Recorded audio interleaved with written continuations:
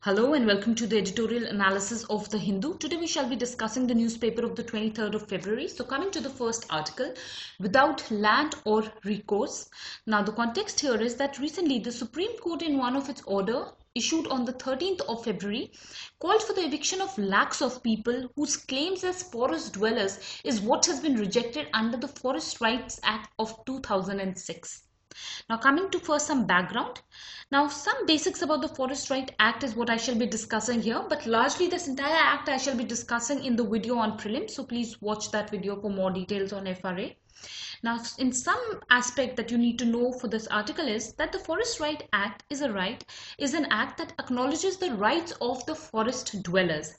Now, as per this act, if 4 hectare, this is the limit, that 4 hectare of land is what is occupied by people in a forest land for a time period of 75 years, or for that matter, if a person who is occupying this land for farming purposes belongs to the scheduled tribe category, in that case this particular act is going to give some rights to this person.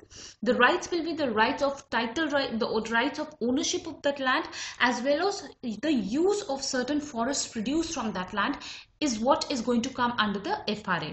So this is something that you need to know.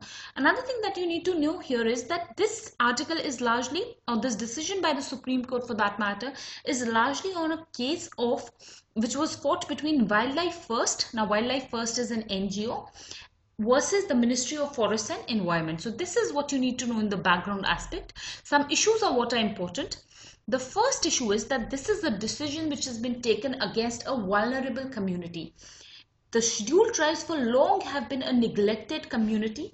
They have faced government neglection and are on the brink of discrimination in this country.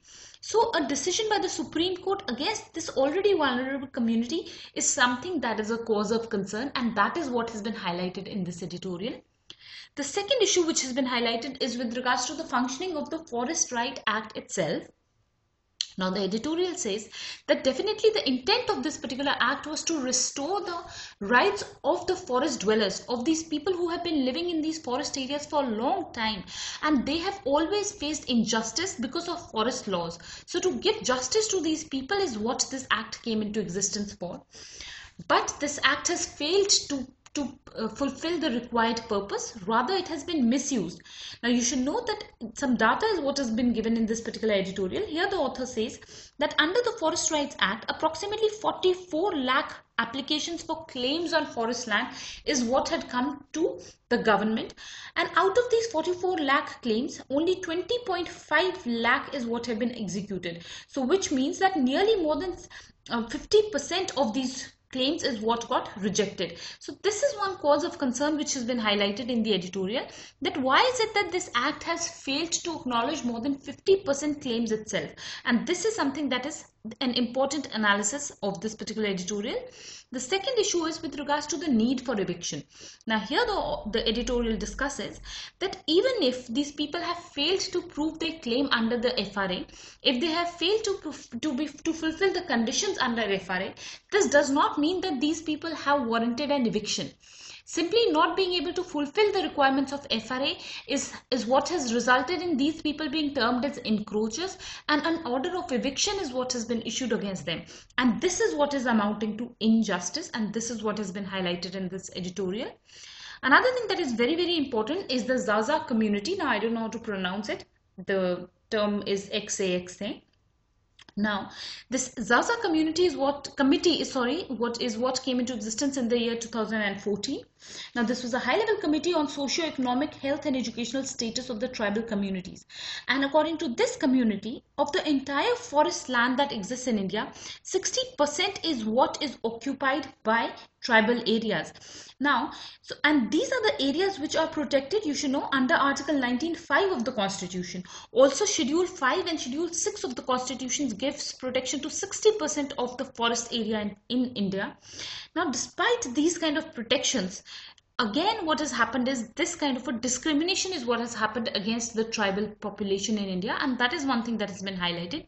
Another thing which has been highlighted is a recommendation by the Zaza community, where it said that a lot of these cancellations of claims under the Forest Right Act are wrongful. Some explanation is what was given here. The Zaza community had highlighted that sometimes the cancellation is simply done because of a lack of a GPS survey, or for that matter it is sometimes cancelled because the land is not adequately termed as forest land. So in these cases the fault is not of the citizenry, rather of the government, and so even in these cases what is happening is that it is the tribal population that is suffering because of these wrongful cancellation. So this is what has been highlighted here. Another thing that you need to know is with regards to the constitutional protections.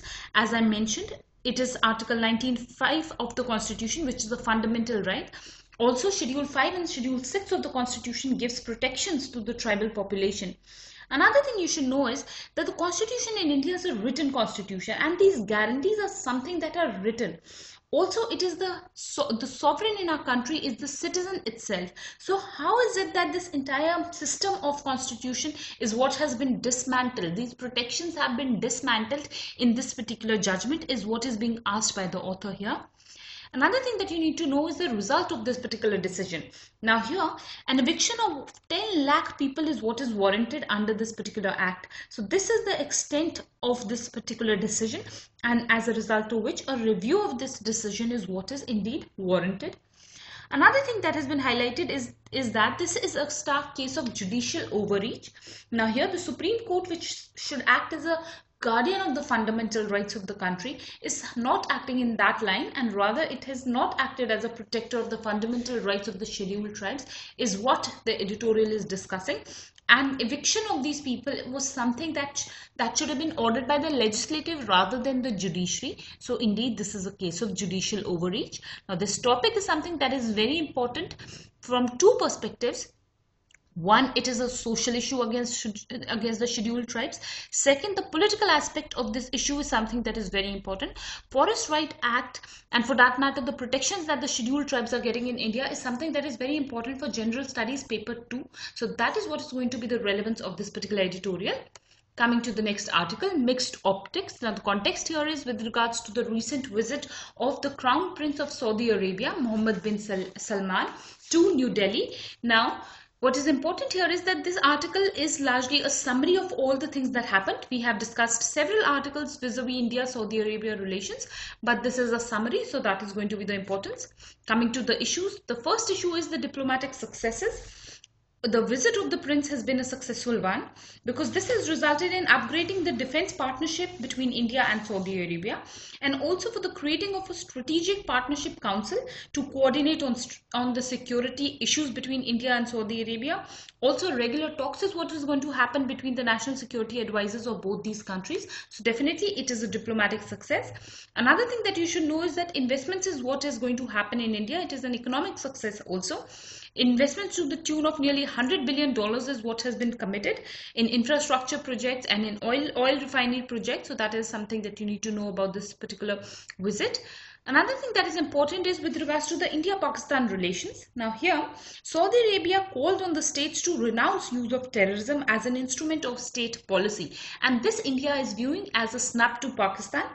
Also, Saudi Arabia acknowledged that the India-Pakistan relations or the tensions between these two countries are of a bilateral nature. So this is something that again becomes relevant for India, because acknowledging of the fact that our conflict is a bilateral one is an issue which is close to India's concern. So this is something that has been acknowledged.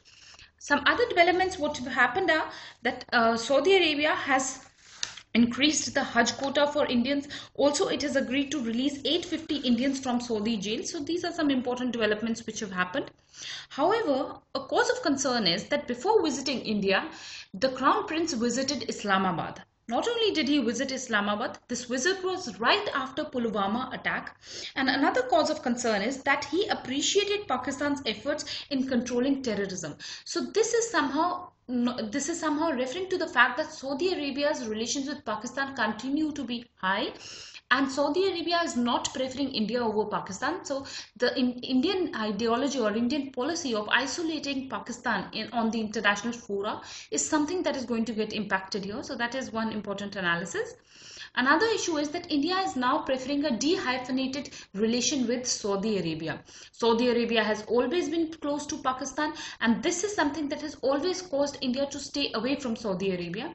But now the policy is much more dehyphenated, and India is dealing with Saudi Arabia separately despite its relation with Pakistan.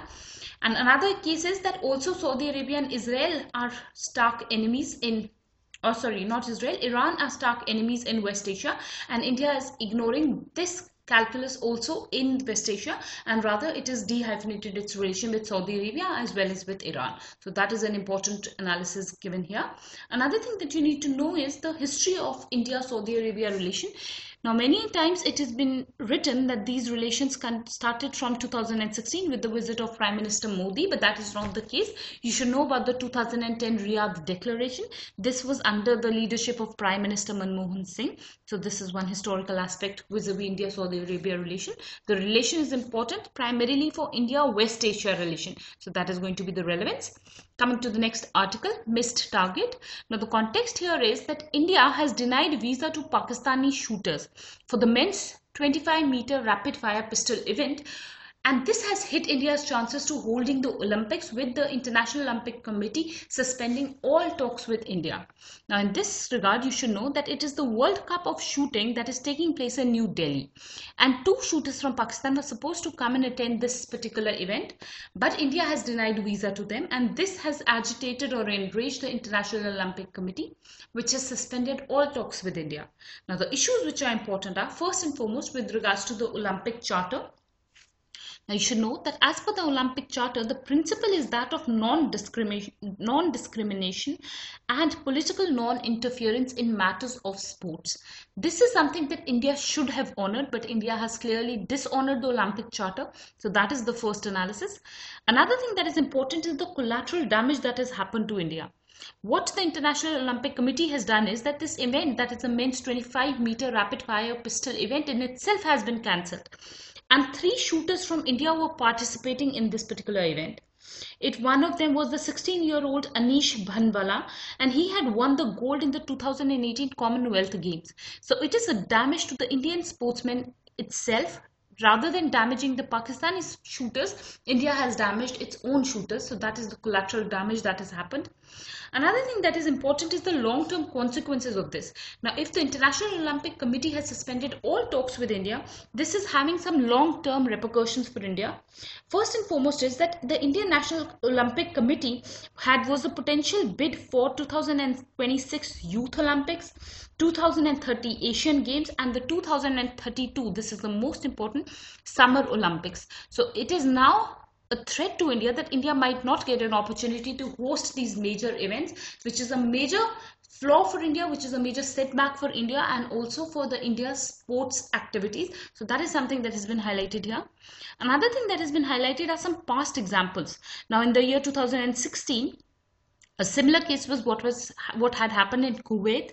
Also, more recently, it has happened in Malaysia. So what has been highlighted is that when in the past also International Olympic Committee has been taking stringent actions for such activities in other countries, why is it that India did not pay heed and took such a step, which has enraged the International Olympic Committee? Another issue that is very, very important here is with regards to the sports versus politics. Now, time and again, we have got an opportunity to discuss that politics and sports should be kept separately, but this is something that never happens in India. Especially this is something that we see in the case of cricket vis-a-vis the BCCI, which even after the Pulwama attacks called for suspending Pakistan from the World Cup of cricket itself. Now these are some strong stands that often the sports federations in India take, and this is something that is unacceptable because sports is something that is above nations, it is above politics. So this is one important analysis which can be drawn from this particular case, and that is going to be the importance also. With this we finish today's discussion. I thank you all for watching.